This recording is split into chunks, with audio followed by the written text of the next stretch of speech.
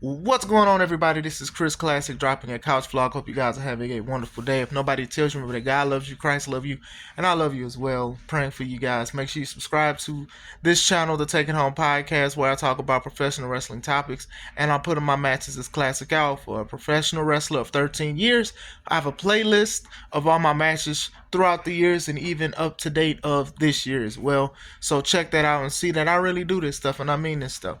Make sure you also subscribe to C3 Ultimate Wrestling, where me and my wife will be getting our company back August 30th. Team C3 versus Team Board, Dyer, Indiana, Harold's private venue. So many matches, so many great matches. 5 great matches that you guys would want to see. Make sure you get your tickets on Eventbrite now because they are $5 off, but there'll be $5 more at the door. Bars. Wrestling news, I guess. I did want to speak about 2 things. I may talk about more. It depends. I did want to talk about TKO and WWE. We got to know that TKO Holdings owns WWE, and it has been out now that TKO is going to do a new severance policy for WWE.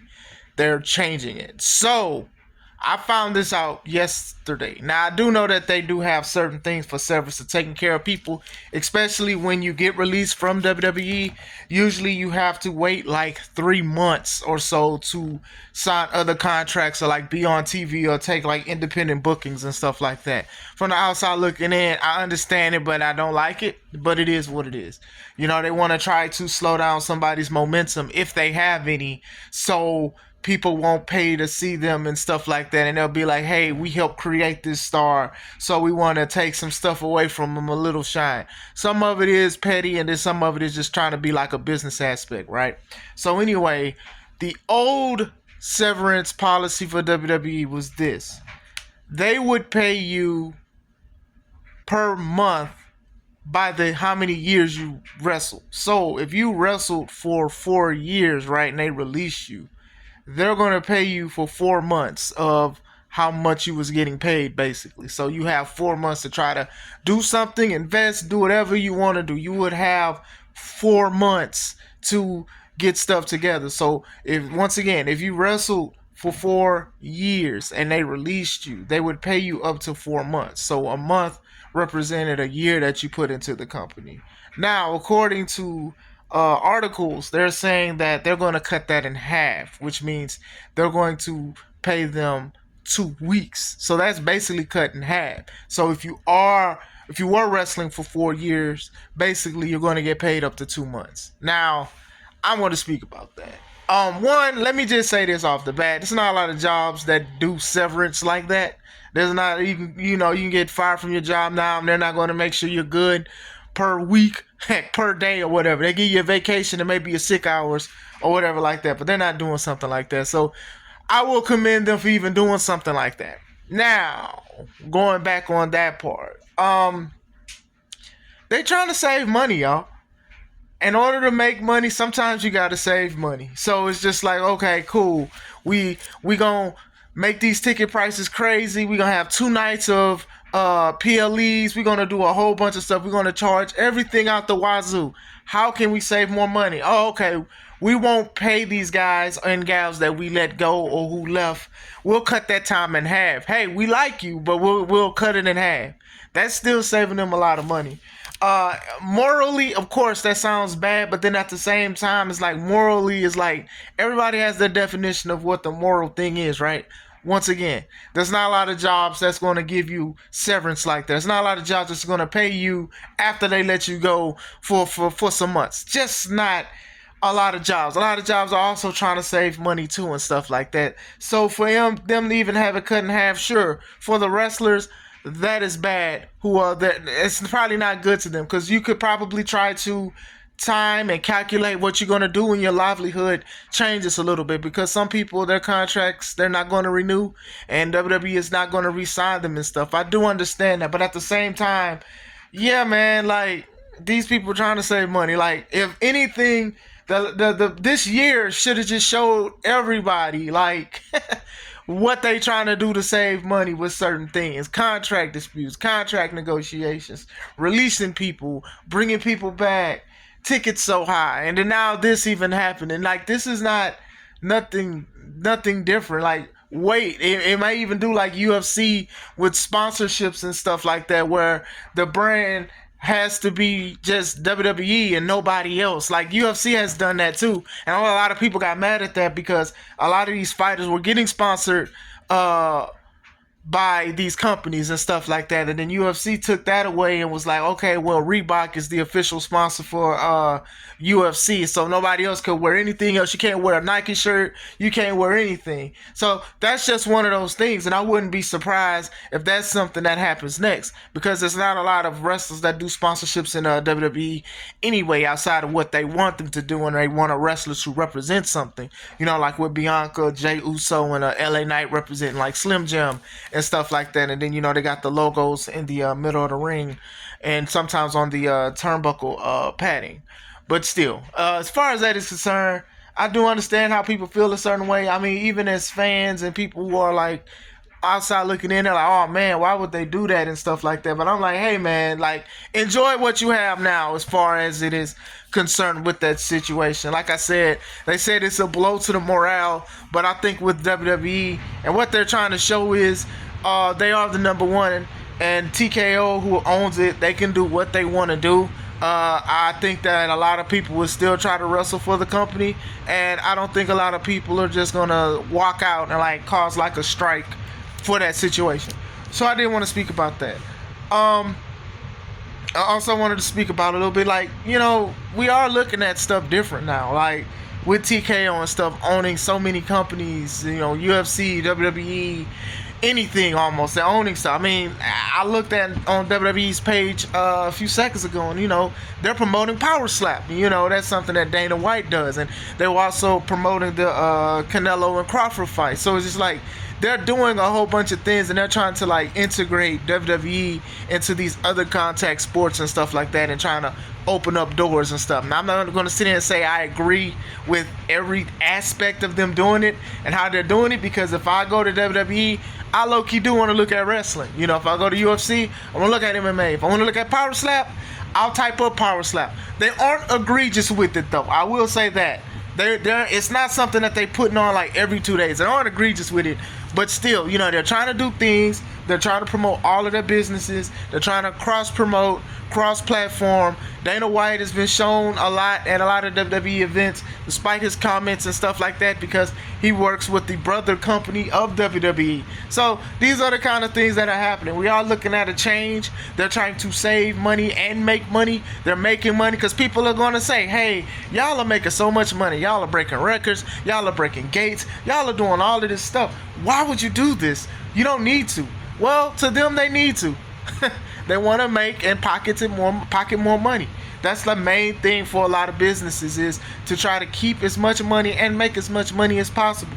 So you can do anything you want to. You can do ventures and stuff like that. That's just the way of the world. And sometimes people's morals are tested, or they show lack of morals by how they do it. Like I said, I think it's a blessing in itself that they were getting severance for so long. I'm just saying. Now it's cut in half. Yes, I can see the bad part, but still, at least you still have it, because what if they could have just cut it? Like, what if they would have just ended it all? So like I said, most likely they'll probably cut it to a fourth, and they'll probably get rid of it in a few years. So let them try to get as much as you can when it happens, right? I wanted to talk about Bayley as well. A lot of people are upset with Bayley's position in the company. They're saying like, okay, well, Bayley deserves more, she deserves better, and stuff like that. And I know a lot of people were upset that Bayley didn't beat Lyra on Monday, and Lyra and Becky will go against each other at SummerSlam. So people's like, nah, Bayley should have had it. Bayley just came back. Bayley needs to do this and Bayley needs to do that. And then they're saying like there were plans, allegedly, that it was supposed to be Becky and Bayley at SummerSlam for the Intercontinental title, but they switched it to Lyra. I'm going to speak about this.